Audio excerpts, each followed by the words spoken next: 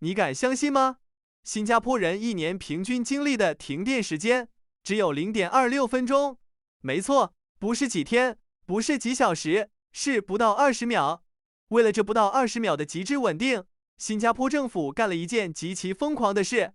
他们把整整24亿新币直接砸进了地下80米的深处，硬生生挖出了一条全长40公里的巨型电缆隧道。很多人觉得，在地下挖这么深，绝对是钱多没处花，或者是毫无必要的面子工程。但如果你长期关注新加坡的政策逻辑，就会知道，这个国家从来不做亏本买卖。今天，我们将拨开土木工程的表象，深度拆解这套深埋地下的超级基建。我们会看到，新加坡政府到底是如何通过这种确定性，悄悄拿到了全球巨头资金、顶级半导体产业链和 AI 算力中心的最高入场券。这不仅是一场关于电网的升级战，更是关于一个国家如何构筑护城河的顶级商业教科书。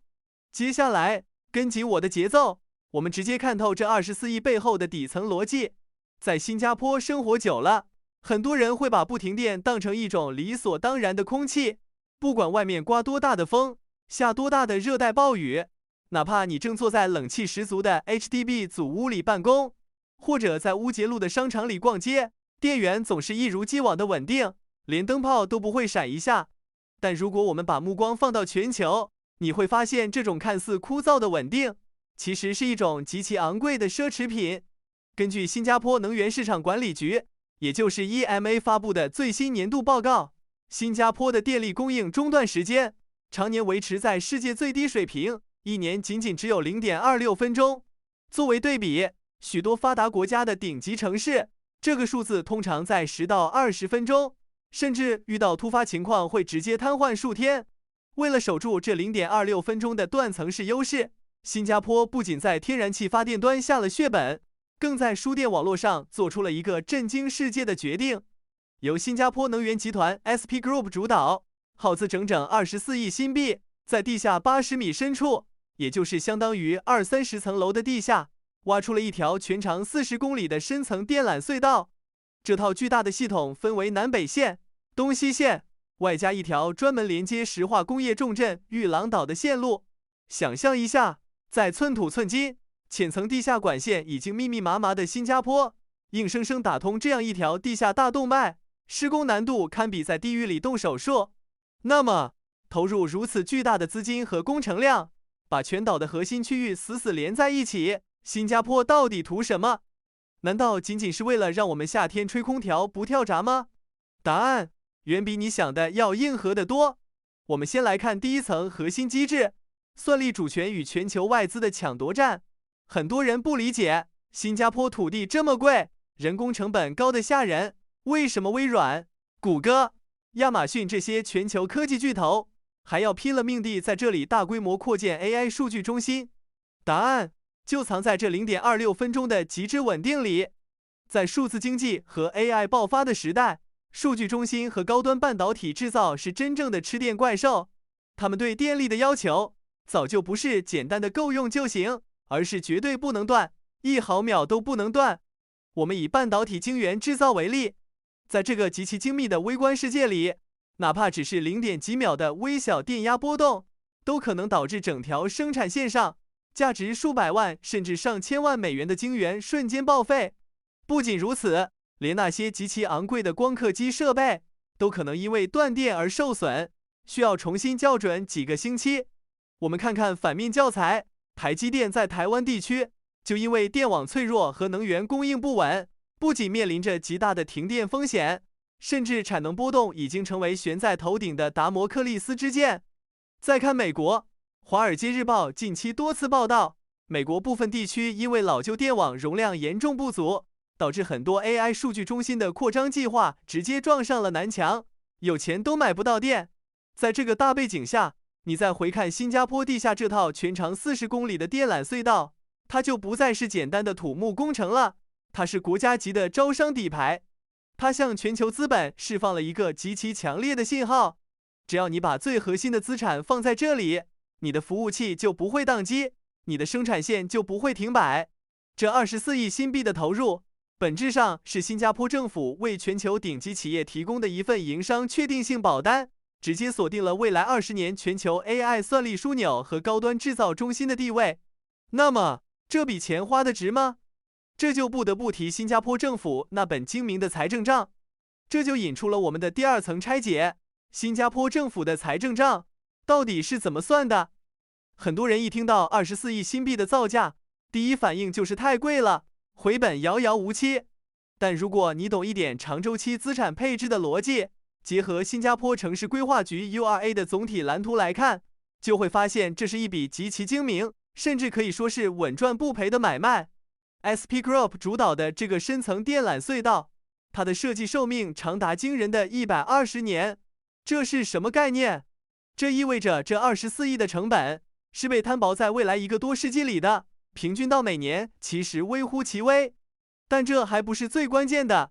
我们来算一笔反向的账。如果不挖这条深层隧道，新加坡会面临什么？只能采用传统的浅层埋设。随着城市用电量激增，电缆需要不断升级，这就意味着我们必须3天2头在繁华的乌节路，在各大 HDB 组屋区楼下反复的挖路、铺电缆、再填平。这种俗称马路拉链的工程会带来什么后果？频繁封路导致的交通瘫痪、噪音污染、周边商铺的营业停摆，这些社会隐形成本如果累加120年，绝对是一个比24亿庞大的多的天文数字。更致命的现实是，新加坡地表的浅层地下空间早就挤满了水管、燃气管和通信光缆，根本没有多余的空间再容纳未来翻倍的电网需求。所以，直接打穿地下80米，建一个宽敞到可以随时开着特种工程车进去巡检，随时增加或者更换新电缆的巨型隧道，是用今天的高昂投入，彻底买断了未来100年的城市发展空间。这不仅没有浪费纳税人的钱，反而是在为后代省下了最昂贵的土地资源和社会运作成本。这种跨越100年的长期主义规划，恰恰是新加坡能够持续繁荣的财政密码。但这还没完，这套基建还藏着最后一道防线。最后，我们要看懂这套深层基建背后的终极防御机制——极端的社会抗风险韧性。当今世界正处于一个极度动荡的周期，除了地缘博弈的加剧，极端气候的频发正在成为各国基础设施的噩梦。我们可以看看日本，因为电网设备老化，加上台风、地震等自然灾害频发，经常面临大面积停电的能源危机，社会运转瞬间停滞。再看看美国德州，前几年因为一场罕见的暴风雪，导致电网全面瘫痪，数百万人受冻，经济损失惨重。事实证明，暴露在地表的电力基础设施，在自然灾害和潜在的物理破坏面前，脆弱的不堪一击。而新加坡作为一个没有任何战略纵深的小岛国，如果核心电网被摧毁，整个国家将在几小时内彻底陷入瘫痪。因此，把核心输电网络全部藏进地下80米的钢筋混凝土隧道里，不仅完美避开了地表的恶劣天气、树木倒塌的砸毁风险，更形成了一道物理级别的国家防御网。哪怕地表遭遇极端的冲击，地下的能源大动脉依然能够源源不断地为医院、金融区、机场和军事设施输送血液。对于全球高净值人群和跨国机构来说，这才是最致命的吸引力。为什么他们愿意把巨额资产放在新加坡？因为这里的每一套豪华房产、每一个家族办公室的金融账户、每一条精密生产线的背后，都有这种极其硬核的底层基础设施在做支撑。这种免受外界干扰的防御性溢价，才是新加坡作为全球避险资产中心最核心的底气所在。你买的不仅是这个国家的资产，更是这套深埋地下、坚不可摧的安全系统。把24亿新币砸进地下80米，换取的是在全球动荡时代，新加坡作为全球最确定性避风港的终极入场券。从0.26分钟的停电奇迹，到锁定全球 AI 算力中心的野心，再到摊薄120年的财政长期主义，这就是新加坡真正可怕的地方。它永远在为最坏的情况做最长远的打算。靠着这种近乎偏执的基建狂魔精神，这个小红点硬是在没有资源的情况下，给自己造出了一条深不见底的护城河。那么，回到我们自身，你所在的城市基础设施是否也给你带来了同样的确定性和安全感？你经历过因为停电带来的困扰吗？欢迎在评论区留言，分享你的真实体验和看法。如果你喜欢今天这期硬核拆解，想看透更多国家政策、城市基建与财富流动背后的真实逻辑，请务必订阅我们的频道，并打开小铃铛。你的每一次点赞和分享，都是我们持续实地深挖的最大动力。我是阿明，下期视频不见不散。